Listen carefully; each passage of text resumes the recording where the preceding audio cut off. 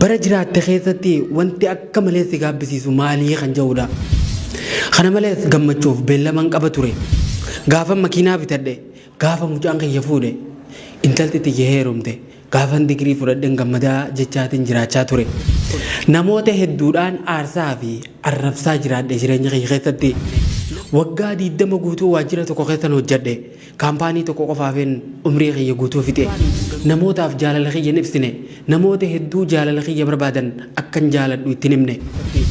Nama hedduun garatti qabadhee miidhaa ture.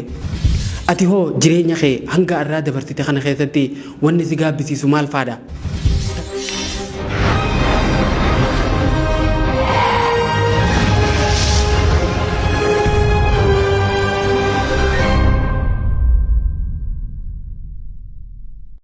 Jireenya ilma namaa kana keessatti wantoonni hedduun erga dabran booda nama gaabbisiisan. Wantoonni hedduun ammoo jireenya keessatti yeroo tokko dabarraan deebi'uun isaanii hedduun ulfaata. Jireenya kee kan dabarsite keessatti wantoonni si gaabbisiisan maaltu jira ture? Hundi keenyaa'uu yoo if duuba deebinee yaadanne wantoonni nu gaabbisiisan hedduun jiraachuudha danda'a. Mee arraan tanaa ammoo wantoota 10 namoonni du'uuf yeroon gabaabduun akaafeef doktoraan itti himame itti gaabban haa waliin ilaallu. Sheenaa fi gaabbii namoota kanarraa waa hedduu takka hubachuudha dandeenya. Qophii Forexiin Inspaayirii hanga dhumatti nu faana turaan ammoo afeerraa ta'eetan kabajaati.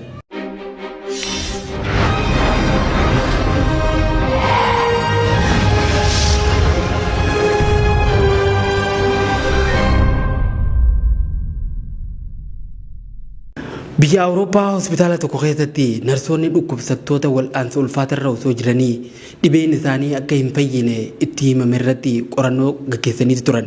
Dhukkubsattoonni sunneen warra akka du'an itti himamee garuu ammoo hospitaaluma keessa bakka hospiis jedhamu akka ciisan godhamanidha.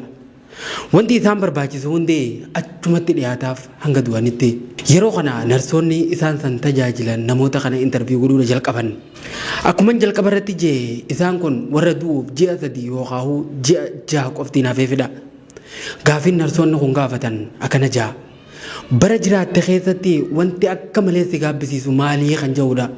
Tokko tokkoon irra deemanii intarviiyuu godhanii wanti isaan hundi jaan akka armaan gadii kanatti lafa kaayan.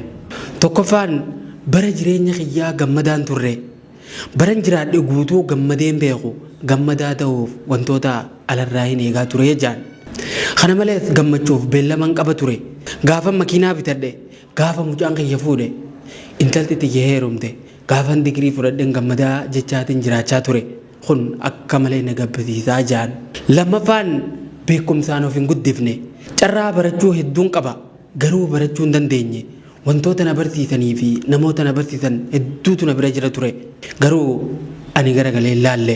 Kun ammoo hedduudha na gaabbisiisaa jaan. Sadaffaan mataa kiyya hanga barbaachisu of hin tajaajille. Akka maashinatti hojjechuu malee qaama kiyya hin tajaajille. Ispoortiin hojjenne nyaata qaamni kiyya barbaadu nyaachifne. Kunoo sababa kanaa arra siree irratti na galcheetii kunis hedduudha na gaabbisiisaa jaan. Afuraffaan haaloo fi jibbeensaan hin jiraadhe. Namoota hedduudhaan aarsaa fi arrabsaa jiraadhe jireenya kiyya keessatti. Nama hedduun garatti qabadhee miidhaa ture. Hiyyeessa hedduun boochisaa ture. Namoota hedduu haaloo itti qabadhee akka maleedhaan jibbaa ture. Arra garuu du'uudhaaf ji'a 3 qofaatu naaf hafe. Wanta dabruuf jeetiin wanta yoomillee hin dabarre hojjedhe. Kun akka maleedha na gaabbisiisa. Shanaffaan namoota hedduu osoo gargaaruu danda'uutiin hin gargaarre. Qabeenya hedduun qaba. Waan hedduutu harka kiyyarra jira. Garuu osoo humna qabu nama tokkoof illee humna hin taane. Ijoolleen haadhaa fi abbaan fira kiyyaa osoo akka ani gargaaruu barbaaddu garuu ani gargaaruu hin barbaanne. Rakkataa ollaa kiyya jiru osoo rakkina isaa argu akka nama hin agarretti ija cufadhee bira dabree jiraachaa ture. Arra qabeenya san hunda dhiisee deemuuf hin deema. Kun akka malee na gaabbisiisa. Jaaffaan waan hin carraaqeef hin beeku. Ganamaa galgala akka addaattiin hojjechaa ture. Roobaa fi caama keessa deemee qabeenya taatu fidadhee garuu hiikkaan itti dhabe. Maaliif akkan dhama'een dhabe? Maal akkan dogongoreen beeku? Fiiguu malee maaliif akkan fiiguun beeku? Addunyaa ari'uu malee waan takka nagarre kunoo arra humna takka illee dhabe. Kun akka malee na gaabbisiisa. Torbaffaan abjuu kiyya hin jiraanne. Waggaa 20 guutuu waajjira tokko keessan hojjedhe. Kaampaanii tokko qofaafin umrii kiyya guutuu fixe. Garuu humaan hin gammachiifne. dhugaadha maallaqa itti argadhe garuu abjuu kiyya ganamaa jiraachuu hin dandeenye kannaa rabbiin naaf kennee ol baasee ittiin fayyadamne akkuman bakka takkatti hidhamee hojjetaa turetti kunoo arra deemuudhaaf deema kun akka malee na gaabbisiisa. Saddeettaffaan maatii kiyyaaf yeroon kennine guyyaa hunda fiiguu malee mana kiyya orgara galee laalle. Ijoolleen tiyyaa akkan ani wajjin tapha dhufeeti ani garuu isaaniif argamuu hin dandeenye. Hojiidha osoo hin jiru walgahiidha osoo hin jiru maatii kiyya irraanfadhee kunoo arra osoo isaan hin qoofin deemuuf hin deema kun akka malee na gaabbisiisa. Saglaffaan namootaaf jaalala kiyya hin ibsine namoota hedduu jaalala kiyya barbaadan akkan jaaladhu ittiin himne ittillee hin agarsiifne haadhaa fi abbaa kiyya wajjin taa'ee jaalala isaan anarraa barbaadan hin kennineef.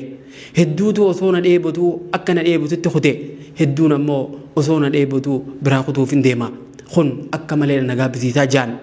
Dhaamsa namoonni yeroo hedduu dhukkubsatanii fi abdiin isaanii lafa tanarraa dhumee dubbatan kanarraa maal hubanna?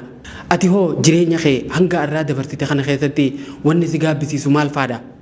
Takkaa if duba deebitee yaaddee ni beektaa? Tole isa hanga ammaa dhiisihu ati amma fayyaa qabda taha umriin keetis hanga hunda hin fagaanne taha humna ittiin sossootee if jijjiirtus qabaachuu malta wantoota namoonni dhukkubsatan ittiin gaabban kanatti atis gaafa dhumarra geesse akka hin gaabbine maal godhuu qabda matuma kan kee gaafadhu. Gowwaan gaafa isarra geesse barata gamni ammoo nama irra gahee irratti laallateeti irraa barataa ja'a mammaaksa Oromoo. Gowwaa taatee hanga sirra gahuu teesseen eegini waan nama birarra gaheerra dhaabbadhuuti akka boruu hin gaabbinee fi hin sheenuyne arruma jabaadhu hojjedhu sheenaa fi eegeen gara boodaatii ja'a Oromoon.